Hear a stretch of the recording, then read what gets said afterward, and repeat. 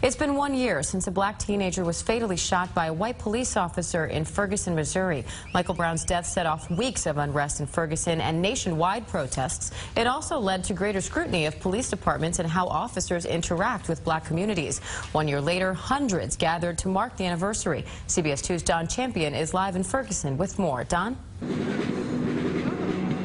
Good afternoon, Diane. Today's march and moment of silence capped a weekend of remembrances for the Brown family. 1 year later, one thing is for certain, anger over this case is still raw in Ferguson. Surrounded by family members, Michael Brown Sr. laid teddy bears at the spot where his 18-year-old son was killed a year ago in Ferguson, Missouri. Personally, it's a loss, but it's a lot of good that came out of what my son and pushed because he's still right here with us. Wearing T-shirts bearing Michael Brown Jr.'s picture and the words "Chosen for Change," the Brown family then led a 4.5-mile march to Normandy High School, where the teen had graduated. Hundreds took part, walking along West Florissant Avenue, where violence and looting rocked the community in the weeks and months following Brown's death.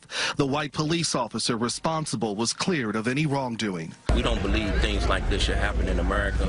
Gary Orr brought his 7-year-old grandson, Deshaun, to the march. What do you tell him? Well, I try to tell him to remain who he is. We try to teach him to respect police.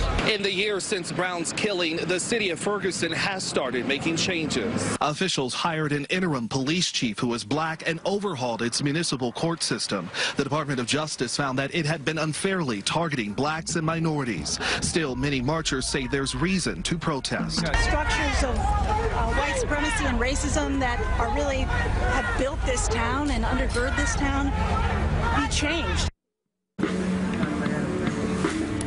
Now, crowds are expected to gather here along West Florissant Avenue tonight. It is the same strip that saw those violent clashes between police and protesters after Brown's killing. Tonight, Diane Brown's family is calling for peace to prevail. Back to you. All right, Don, thanks so much.